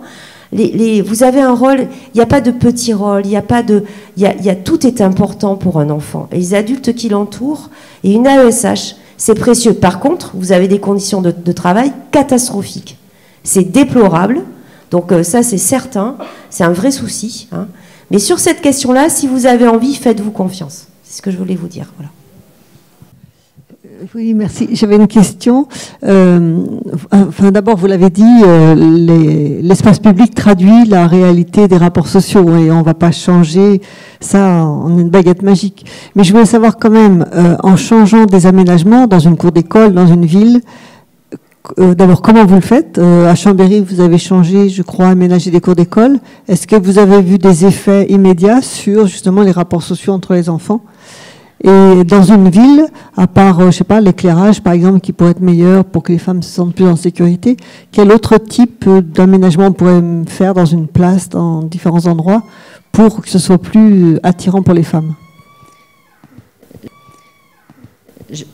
Je vais peut-être laisser Edith... non ? Tu parles tout le temps ? Sur les écoles, j'ai pas encore eu de retour précis avec les équipes où les cours ont été réaménagés. Je pense que pour avoir vu les plans et vu les cours, évidemment, l'espace doit être utilisé différemment parce qu'il est complètement pensé différemment. Mais je pense que ça dépend aussi largement des écoles, des équipes, de la façon dont elles s'en emparent. Ça c'est sûr et certain.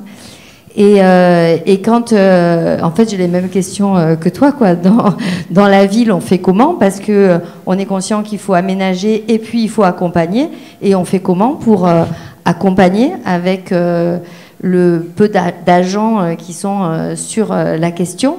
Donc il faut infuser, il faut que transversalement des services techniques jusqu'à tous les personnels des écoles et des périscolaires et les gens soient formés. Donc voilà, on change les stéréotypes, on forme les personnes, on change les cours d'école, on est sur tous les fronts en même temps et voilà. Oui, moi je pourrais dire que ce qui est important aussi, c'est que les habitantes et les décisionnaires, les décideurs s'articulent bien.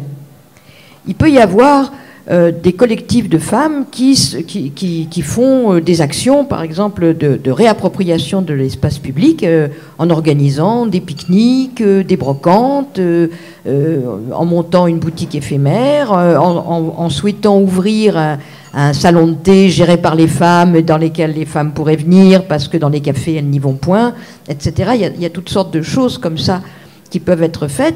Et puis, il peut y avoir des politiques publiques aussi de sensibilisation Il y a des endroits où, dans les transports, si vous entendez des propos désobligeants envers une femme, réagissez. Enfin, il y a des actions. Il y a aussi des groupes militants qui font des choses et qui peuvent s'articuler avec les politiques publiques et avec les collectifs d'habitantes. Par exemple, il y avait Stop Harcèlement de rue. Stop Harcèlement de rue, c'était une association qui donnait des conseils. Par exemple, dans les transports. Vous savez que c'est un vrai problème, hein, la tranquillité dans les transports. Et il y avait une des actions, c'est si vous sentez une main sur votre cuisse dans un transport, ne restez pas immobile, ne restez pas sidéré, énoncez le problème. Votre main est sur ma cuisse. Commentez, ça me dérange. Et concluez, enlevez-la et dites-le à voix haute. Vous voyez, Stop Harcèlement de rue, c'est des actions comme ça qui sont intéressantes parce qu'elles vont sensibiliser. Et d'ailleurs, le Haut Conseil à l'égalité a travaillé avec des groupes militants comme ça sur la question de comment faire pour que les femmes soient plus à l'aise, plus tranquilles, et dans les transports, et dans la ville en général. Après, il peut y avoir des systèmes aussi qui ont l'air de petits détails techniques, mais qui, au fond, au niveau symbolique, ont un rôle, c'est l'arrêt à la demande des bus. C'est-à-dire qu'entre deux stations, on peut demander au chauffeur arrêtez-moi là, comme ça, le soir, je n'ai pas à marcher si longtemps. Alors, ce serait mieux de pouvoir le faire, mais soyons pragmatiques. Parce que petit à petit, avec des briques pragmatiques, on change les mentalités, on change le symbolique. On est amené à travailler tout le temps sur les différents niveaux. La matière, les interactions et ce que ça signifie. C'est pareil, dans les marches exploratoires, les propositions des femmes, des fois, on voudrait qu'il y ait des noms de femmes dans les rues et dans les avenues. Ça a l'air de pas grand-chose. Et pourtant, ça veut dire qu'il y a eu des femmes célèbres, donc ça remonte l'estime de soi collective de femmes. Et puis ça rend justice. Ou bien elles peuvent dire aussi les publicités dégradantes avec des femmes à moitié nues pour vendre du dentifrice, on n'en a pas envie. Des choses comme ça. Il y a des villes qui ont décidé de ne pas permettre ce genre de publicité parce que ça dégrade. Et tout ça, ça passe dans l'inconscient collectif. Et après, une femme se sent pas bien. Hein, et puis certains hommes peuvent se sentir en droit de vouloir s'approprier le corps des femmes. Parce que ce qui fait le harcèlement ou les violences dans les espaces publics, c'est une volonté de s'approprier. Quoi, vous êtes toute seule? Il y avait des blagues à un moment. Une femme seule. Vous êtes toute seule, mademoiselle? 2 femmes seules. Vous êtes toute seule, mesdemoiselles? 3 femmes seules. Vous êtes toute seule, mesdemoiselles? De quoi? De quoi s'agit-il? De quel droit? Et est-ce qu'on imagine une femme aller voir 3 hommes et dire vous êtes tout seuls, messieurs? Et d'ailleurs, il y a des compagnies qui jouent à ça. Il y a des compagnies de théâtre. Ça aussi, c'est intéressant. Il y a des compagnies de théâtre qui mettent en scène des situations qui inversaient masculin-féminin. Et c'était hilarant à regarder. Donc, pour répondre à votre question, c'est tous azimuts et toutes les pièces du puzzle à essayer d'articuler. Juste un petit mot, c'est que samedi dernier, on a eu un petit détail technique. Tu as dit hautement symbolique, il y a eu une vélorution de femmes dans l'espace public qui est partie de cette place et qui est revenue sur cette place. Donc il y a eu 150 vélos qui ont fait tout un tour dans Chambéry avec des slogans féministes sur justement l'appropriation de ce mode de transport par les femmes, pour les femmes et de l'espace public qui va avec. Donc ça, c'était une de ces actions-là qui va dans ce sens-là et qui est portée par des collectifs militants. Et puis les noms de rue de Chambéry, on est dessus aussi, si vous voulez regarder le prochain conseil municipal. Il y avait une question par là-bas. Je ne sais pas s'il est allumé.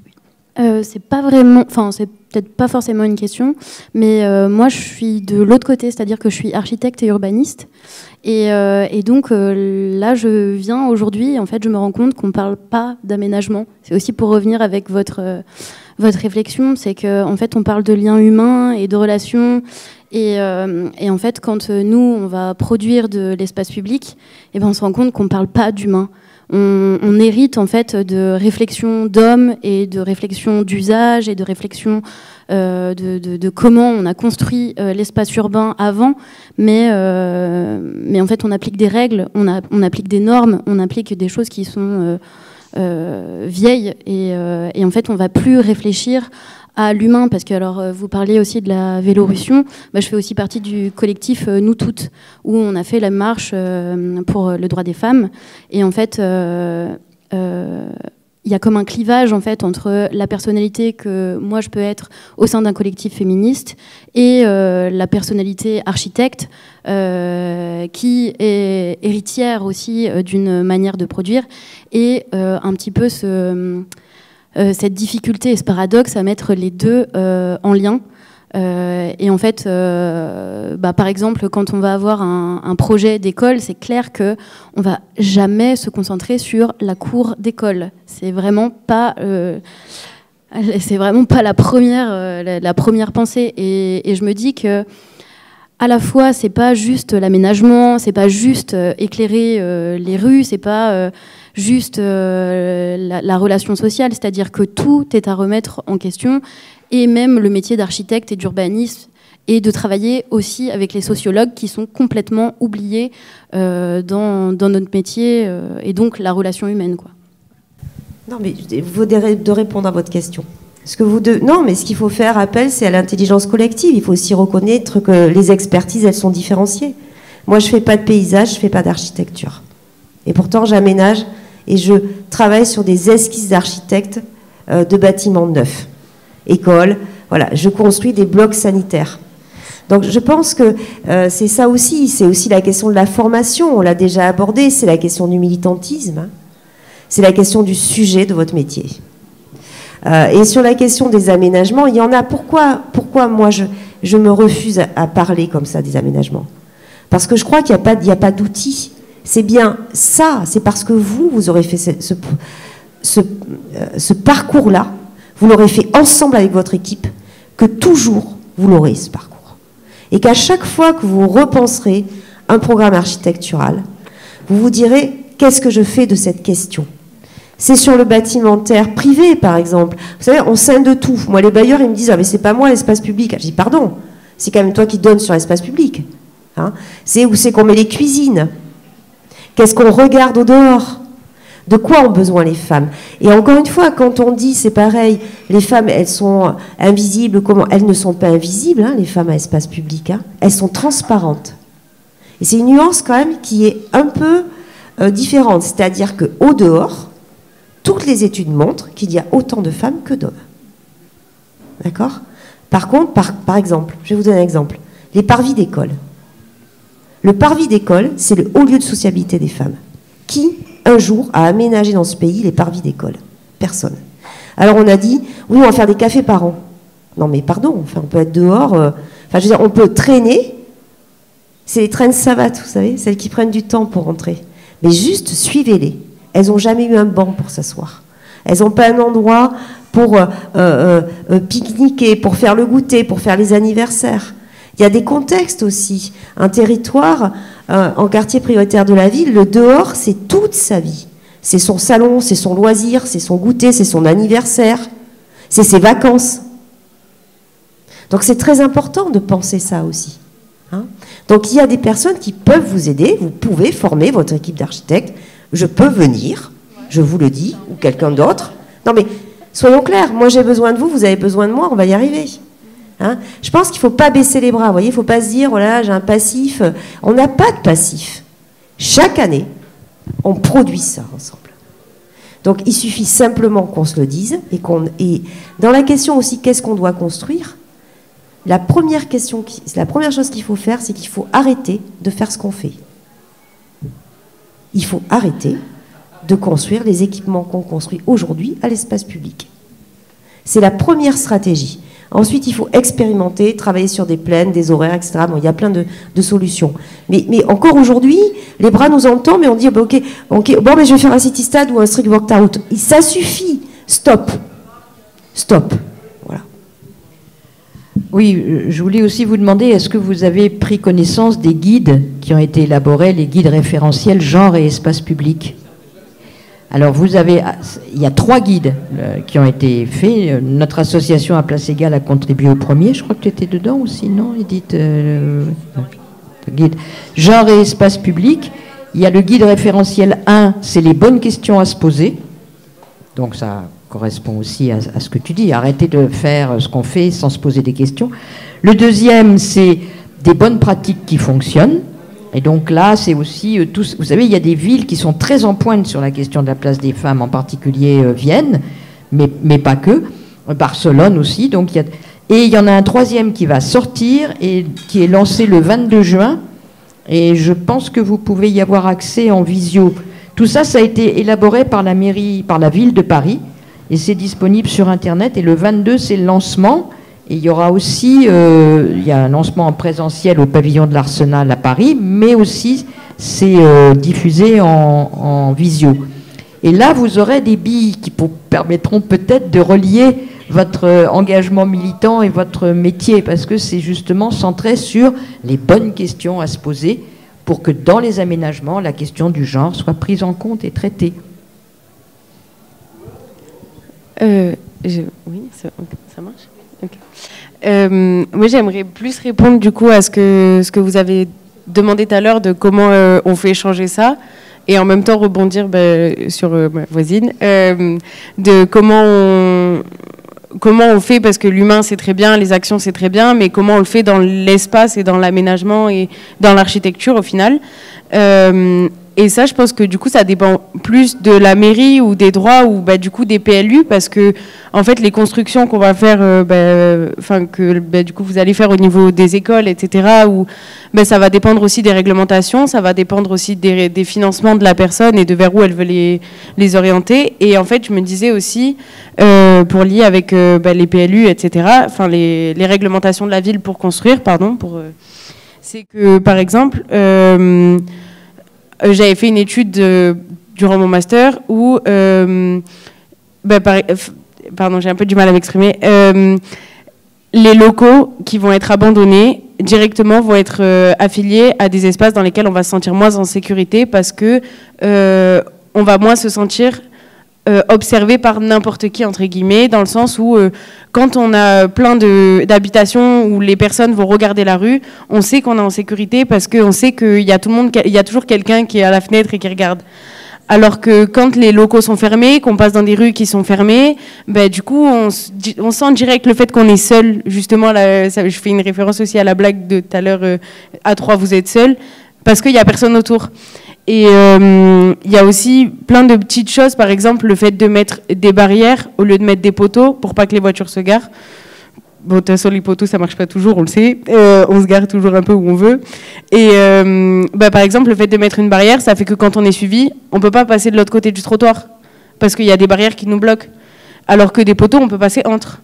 Et il y a plein de petits trucs comme ça qui dépendent pas forcément des relations, mais qui dépendent aussi des constructions. Et sauf que ces constructions, elles sont justement, comme vous disiez, limitées par des normes qui ne, entre guillemets, dépendent pas de nous, même si c'est pour remettre un peu la faute à autrui toujours, mais parce que c'est un peu plus simple. Mais du coup, voilà, je pense qu'il y a un peu un jeu à faire tous ensemble là-dessus. Et je sais pas par où on peut tirer le fil du départ, mais peut-être que ça dépend de ça aussi. Je pense qu'il y a beaucoup d'impensés et beaucoup de fils à tirer sur beaucoup de pelotes, et je crois qu'il ne faut pas s'interdire de tirer sur la pelote la plus proche de nous, ça c'est sûr. Juste sur la question de la norme, puisque moi je suis obligée de la travailler tous les jours, puisque voilà, quand je refais des sanitaires, j'ai toujours un technicien qui me dit c'est pas possible, la gaine elle peut pas passer là. Donc, je dis on va voir. Voilà. Ou j'ai moins de linéaire pour faire pipi, enfin on se débrouille. Mais en fait, la question de la norme de genre, elle se dépasse comme la norme technique. D'accord ? Il faut faire appel à vos valeurs. Il faut qu'on se rappelle, qu'on appelle nos valeurs. Voilà.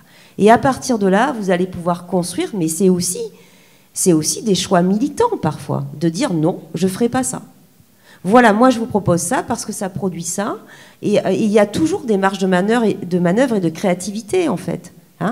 Et c'est des prises de risques, mais elles sont aussi très importantes. Il y a aussi des collectivités qui cherchent ça, qui me disent « Ah ben moi, j'ai aucun équipementier, j'ai pas d'architectes qui sont capables de répondre à une demande égalitaire. » Vous voyez ? Donc, vous allez vous trouver. Mais il faut effectivement dépasser les choses, tester, expérimenter beaucoup. C'est une des questions dans laquelle il faut le plus expérimenter, mais aller voir le terrain aussi. Je sais que vous n'avez pas beaucoup de temps, mais quand on a dit, voilà, qu'est-ce qui peut marcher ? Moi, je passe ma vie à arpenter et à avoir des solutions, avoir des groupes de femmes, avoir des stratégies, avoir des choses. Et je me dis, hop, oh là, on y est presque. Vous voyez ? et les reprendre et favoriser ça plutôt à l'espace public et travailler beaucoup, comme vous l'avez dit, la perméabilité, c'est-à-dire le dedans-dehors. Notre challenge à nous, en tant que citoyens et citoyennes, c'est de faire dehors ce qu'on faisait dedans. Oui, merci. Je me demandais quelle place prend et quel levier on a sur la sexualisation et surtout l'hétérosexualisation, que ça soit dans l'espace public, mais dès l'école, parce qu'on a parlé de lycée, de jeunes filles avec cette crainte du contact entre femmes et hommes, en occultant complètement le fait qu'entre femmes, on peut avoir des relations qui vont de l'amitié au désir, à la sexualité, sans que ça soit envisagé comme un problème dans l'école comme dans l'espace public. Par contre, la relation fille-garçon est complètement centrée sur le besoin d'être en relation hétérosexuelle et la crainte de la sexualisation et la crainte des violences sexuelles, etc. Et comment ça, dès l'espace... quelle idée vous avez pu rencontrer sur sortir de cette sexualisation à outrance, ou alors l'intégrer en se disant c'est une des possibilités des relations, mais quid des autres, quoi. Alors, je vais vous répondre rapidement. J'y travaille depuis 20 ans sur les toilettes mixtes. Voilà. Je travaille à dépasser la catégorie fille-garçon ou femme-homme dans tout l'équipement, dans une piscine, par exemple, parce qu'elle n'est pas pertinente. Et que celle-là, elle va masquer toutes les autres pertinences. Et en particulier, les violences aussi, parce qu'on pense que quand on a séparé les corps physiques, parce que la question de la domination garçon-fille, de la manière dont se passe la construction de la relation fille-garçon dans notre société, elle dit tout des relations fille-fille et garçon-garçon. Voilà. Donc, par exemple, c'est consentir collectivement que la première chose que nous faisons, nous, en tant qu'adultes, quand on met des toilettes non mixtes en CP, les signifiants qu'on a pour les filles et pour les garçons sur la question de la confiance dans la relation, sur la question du conflit aussi, sur la question des sexualités et des violences. Voilà. Donc, voilà moi ce que je fais, par exemple. La question des toilettes, elle est vraiment très importante. Je suis contente que tu en aies parlé. Bonsoir. Je voulais, moi, témoigner parce que je suis habitante du Faubourg Montmélian depuis 15 ans et je voulais à la fois contrebalancer les propos et à la fois abonder. Moi, en 15 ans, j'ai jamais eu un regard, une parole déplacée des hommes du Faubourg. Jamais, jamais, jamais. Une seule fois, c'était un homme qui n'était pas du quartier. Je me suis retournée et je lui ai bien demandé si c'était à moi qui parlait. Voilà. Donc ça, je voulais le contrebalancer parce que c'est vraiment un choix de vie de vivre au Faubourg Montmélian. On est 4 amis célibataires qui vivons de façon éparpillée dans le Faubourg. Et c'est un vrai choix. Il y a 20 ans, je vivais à la Croix-Rousse à Lyon parce que j'aimais ce quartier où il y avait une mixité ethnique, sociale. Maintenant, quand vous retournez à la Croix-Rousse, c'est gentrifié. C'est terrible, en fait. Voilà. Donc nous, on espère juste que ce quartier ne sera jamais gentrifié. Voilà. Qu'il y aura toujours des petits garçons noirs, des petits garçons cambodgiens. Il y aura, voilà, où ça joue, ça crie. Oui, ça fait du bruit. Oui, c'est vivant. Et quand vous venez le samedi, le dimanche, s'il y a bien un quartier qui est vivant, c'est le Faubourg. Et à la fois, je vais abonder dans ce que disaient les dames. Oui, c'est impressionnant parce qu'il y a beaucoup d'hommes au café, que des hommes. Et à chaque fois, je me dis, mais elles sont où les dames? Elles sont où leurs femmes? Pourtant, je vis un peu en hauteur, donc je peux voir dans les appartements. Je ne vois pas les dames, en fait. Mais je ne les vois pas ni à 4 heures du matin, ni à midi, ni à 18 heures, ni à minuit. Je ne sais pas où elles sont. Et moi, j'aimerais bien les rencontrer, ces dames, vraiment, dans ce mélange de nos cultures. Et oui, c'est impressionnant. Et je me rappelle une fois, ma sœur est venue, j'étais pas là, je lui ai prêté mon appartement. Et elle me dit, mais comment tu fais là? Moi, quand je vais chercher mon pain à midi, fallait qu'il y ait mon fils avec moi, ça m'a impressionné. J'ai dit, mais qu'est-ce qui t'a impressionné? Bah, tous ces groupes d'hommes là. Bah oui, en fait, il y a des groupes d'hommes parce que c'est le seul endroit où vous avez du soleil. Donc en fait, ils font quoi? Ils boivent leur café, ils discutent. Donc en effet, moi, je me réapproprie pas en fait le lieu. C'est mon lieu. Donc, quand des fois, en effet, on a 10 hommes qui sont au milieu du trottoir et je dois le traverser, je le traverse. Et à chaque fois, ils se dégagent, ils s'excusent, et voilà. Donc, c'est-à-dire qu'à un moment donné, il faut aussi que nous, on prenne notre part de se dire, c'est aussi mon quartier, je peux passer sur ce trottoir, je ne vais pas le dévier. Et on va dire qu'en effet, ça va être un système chez moi de me dire, j'y vais, pour leur montrer que je suis aussi chez moi et que je n'ai pas peur. Je pourrais dévier comme ça et me dire, bon, allez, je fais 3 mètres. Et je trouve que ça serait même irrespectueux et pour moi et pour eux, en fait. Et en fait, je ne veux pas vivre contre eux, je veux vivre avec eux dans mon quartier, en fait. Voilà. Et encore, pour vous dire, j'avais donc toujours cette amie qui a perdu son mari il y a 13 ans, d'un accident extrêmement grave. Tout de suite, les gens du quartier sont allés la voir en lui disant « Tu peux compter sur nous, on sait ce que tu es en train de vivre et tout ». Je ne sais pas s'il y a beaucoup de quartiers où, en fait, les habitants diraient ça. Voilà, vraiment. Je voulais encore préciser que moi, le seul moment où je me suis sentie empêchée de sortir, c'est depuis l'extinction de la lumière à minuit. Vous m'avez empêchée de sortir. Vous m'avez empêchée. C'est-à-dire qu'à partir de minuit moins 10, je suis rentrée chez moi. Et je me suis sentie contrainte. C'est la première fois de ma vie, j'ai 53 ans. C'est la première fois de ma vie. Et ça a été extrêmement dur pour moi et j'étais en colère, en fait. Et je l'ai fait qu'une seule fois. Je suis rentrée, il était 3 heures du matin, j'étais avec ma petite lampe de poche. J'ai vu un homme en face de moi qui faisait la même chose. C'était pas très agréable. Et c'est vrai qu'il y a une amie, elle m'a dit, c'est comme si en fait on était une proie. Vous voyez? Et moi, je suis très en colère de ça. Vraiment. Ok. Il y a plusieurs choses par rapport à votre anecdote par rapport au groupe d'hommes. Ça m'a rappelé une des exploratrices quand on a fait les marches qui a dit quelque chose qui, moi, m'a paru complètement étonnant parce que je suis du style à dire bah oui, je traverse et je me pose pas la question et je suis à ma place parce que j'habite rue Jules Ferry, donc je suis pas bien loin du Faubourg. Et elle a dit mais moi, j'y vais pas parce que je sais, ils sont gentils, je sais, ils se poussent, je sais, ils me font la place, mais moi, je peux pas. Je peux pas faire ça. Et en fait, ça m'a vachement questionnée parce que c'était un vécu de femme qui était complètement étranger à celui que moi j'avais et c'était intéressant de l'entendre. Et c'est là que c'est vrai que bon, il faut que nous on s'entraîne à faire face, mais il faut aussi que le système change, que les relations changent pour qu'il n'y ait pas besoin de faire ça parce que en soi c'est quand même problématique qu'il y ait des personnes qui ne puissent pas traverser. Quant à l'extinction des feux, il y a possibilité que le faubourg soit rallumé, mais le faubourg, parce que la norme c'est quand même que ça soit éteint, on réfléchit à des cheminements pour qu'il y ait toujours moyen de rentrer chez soi le soir. Donc il y a des horaires qui sont en train d'être bougés aussi pour plus de souplesse, notamment les jeudis, vendredis et samedis soirs. Et après, il y a la question. Enfin, pour moi, votre anecdote parle aussi du sentiment d'insécurité parce que à 3 heures du mat, un homme qui arrive en face, que la rue soit éclairée ou éteinte, bon, ok. Oui, voilà, c'est un. Voilà.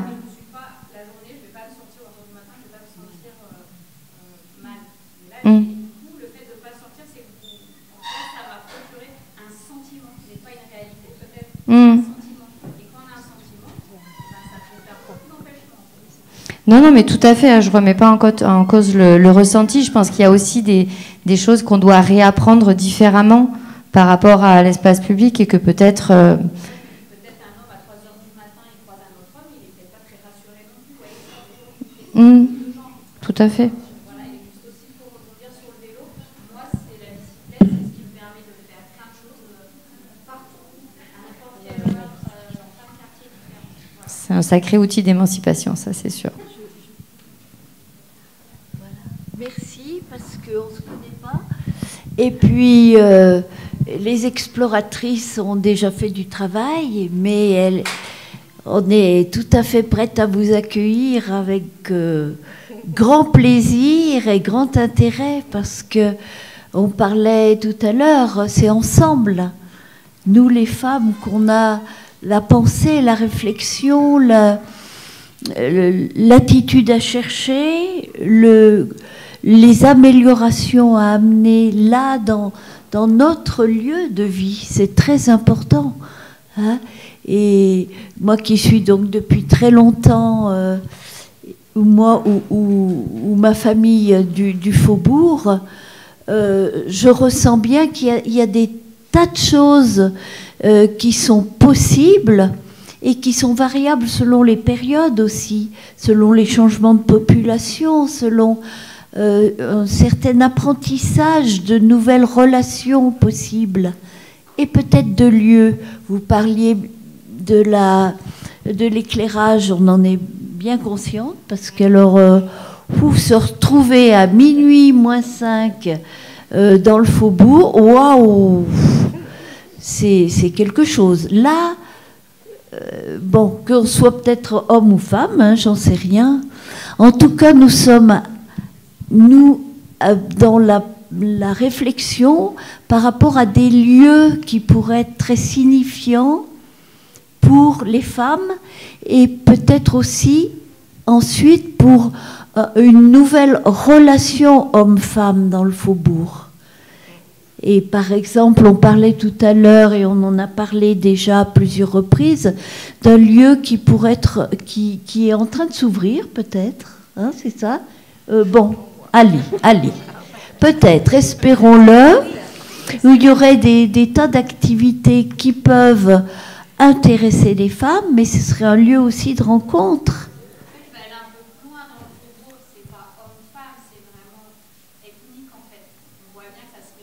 C'est ethnique aussi, bien sûr. Il y a cette question dont on n'a pas parlé là, mais voilà, Marie-Chantal, tu peux. Non, mais je suis bien d'accord avec elle parce qu'effectivement, c'est un problème ethnique.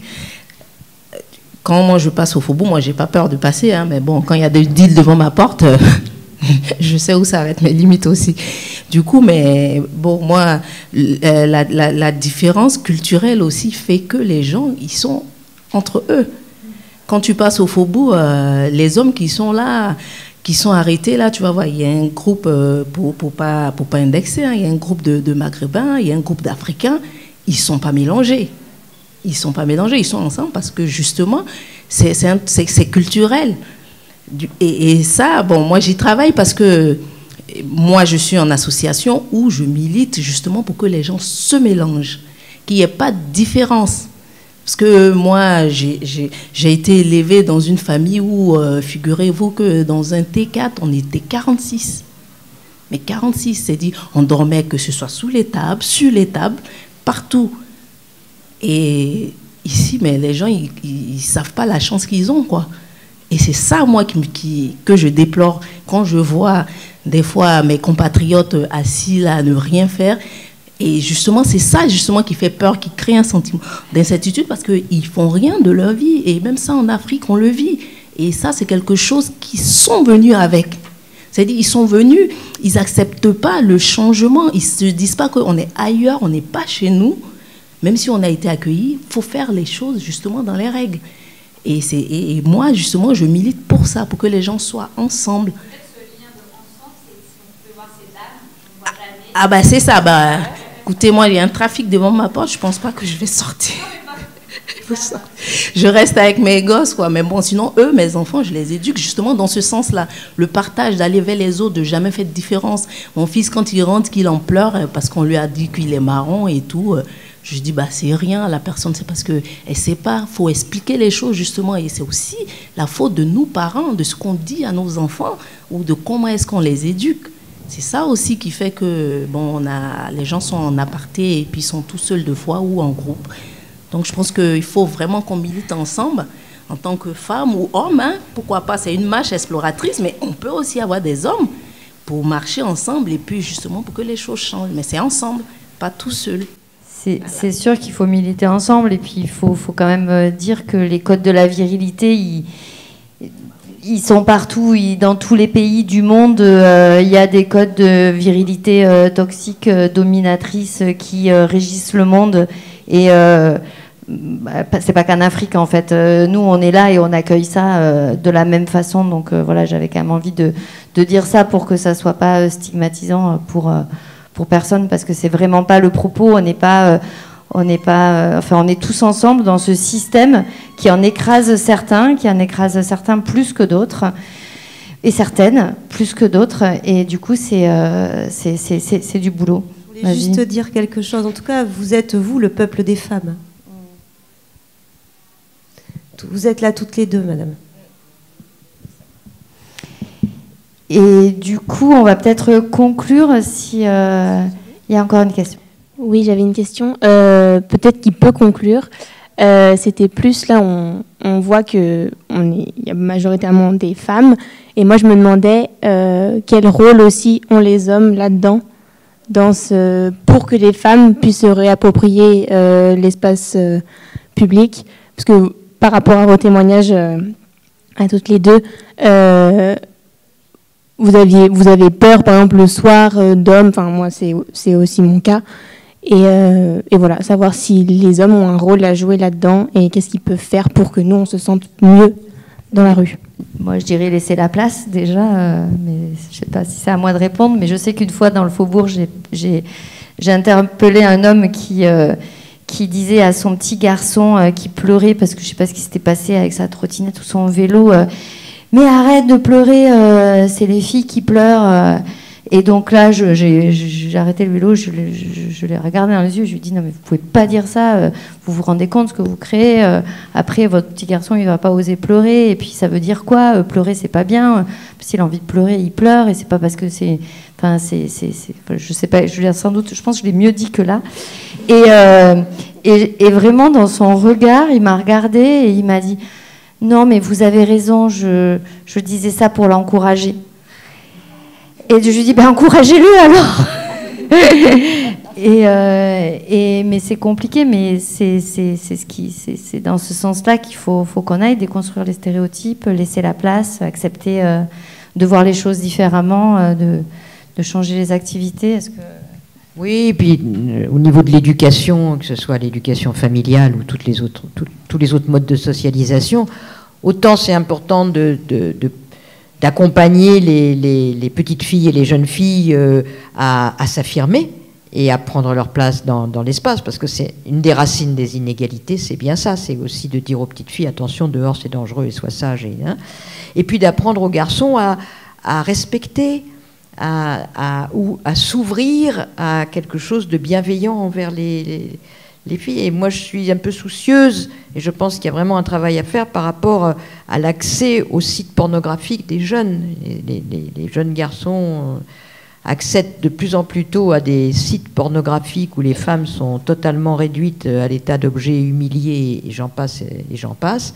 Et je pense qu'il y a tout un travail à faire sur qu'est-ce que c'est, bon, la relation, comme dirait Edith, qu'est-ce que c'est aussi une relation respectueuse. Et c'est pas de l'éducation à la sexualité qui est important.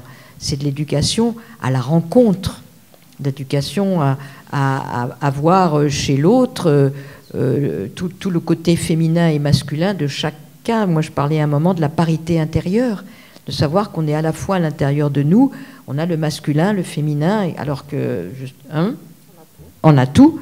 Et donc, de faire en sorte que l'éducation favorise cette plénitude intérieure. Voilà. Juste par rapport à ça, je suis très surprise encore que cette question, la question finalement sociétale de la place des femmes à l'espace public, par exemple, où on peut la poser comme ça fasse pas sujet chez les garçons. En fait, c'est ça la place des garçons aussi et des hommes. C'est que ce sujet-là, ça soit le leur.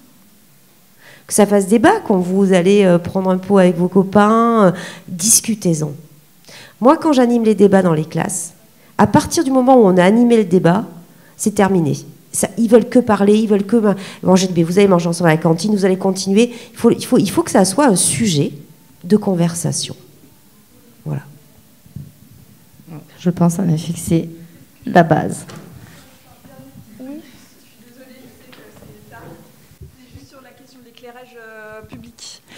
On a organisé un café science en fait l'année dernière sur le sujet. On a fait une diffusion où sont passées les lucioles à l'Astrée, et c'était exactement ma question, c'était de savoir s'il y avait des personnes, en fait, il y avait Jimmy Bava qui était là, qui avaient restreint leur déplacement, et c'est vrai que c'est un vrai sujet. Après, il y avait une personne de France Nature Environnement qui s'appelle Agnès Bio, qui disait qu'ils avaient fait une étude en Suède, vu que l'été, en fait, il n'y a pas de nuit, sur le sentiment d'insécurité. Et les résultats, selon Agnès Bio, montraient qu'il y a ce même sentiment d'insécurité qui fasse jour ou nuit. Et Et donc voilà, c'était juste pour apporter ce témoignage. En tout cas, les chiffres des agressions pour les collectivités qui ont... Ouais, il y a moins de femmes, on peut dire ça aussi. Mais, ouais, en tout cas, c'est sûr. Mais on a déjà dit avant qu'il n'y avait quasiment pas de femmes la nuit. Donc, je crois qu'en fait, il y a vraiment besoin d'études scientifiques, de plus d'études scientifiques sur le sujet pour qu'on puisse en parler avec des vrais chiffres et des vraies méthodologies. Pour conclure, je vous remercie déjà énormément d'être là, d'avoir participé. Donc vous allez repartir animer cette conversation dans la société, à Chambéry, dans les environs. Continuez à le faire parce que je sais qu'il y a des personnes dans la salle qui le font déjà beaucoup. Et continuez à le faire parce que c'est vraiment la clé. Je pense que animer la conversation sur le sujet, même si des fois c'est épuisant, on en est consciente. Il y a la librairie Garin qui a fait l'effort de se déplacer. Donc, si ça vous intéresse d'explorer le sujet, il y a Edith Marie-Béjoul et son guide sur faire jeu égal, qui raconte les expérimentations qui ont été menées dans des cours d'école. Et le livre de Dominique et Christine Bulot, c'est Droit de cité pour les femmes, et c'est aussi toute la matrice du développement des démarches exploratoires, du droit à la ville, etc. Et du coup, j'en profite pour vous dire que normalement, selon les quartiers dans lesquels vous habitez dans Chambéry, vous pouvez nous envoyer un mot si ça vous intéresse de participer à des marches exploratoires de femmes le jour où on lance ça dans votre quartier. Ça nous intéresse aussi de vous avoir de ce côté-là. Je voulais juste dire, Droit de cité pour les femmes, c'est un bouquin qu'on a écrit en 2004 et qui était précurseur par rapport à la question de l'espace public. Plus actuellement, c'est sur le blog de À place égale au pluriel que vous aurez des informations plus actualisées. À place égale au pluriel. Ça date pas de 2004. Mais c'est quand même très intéressant. Merci beaucoup.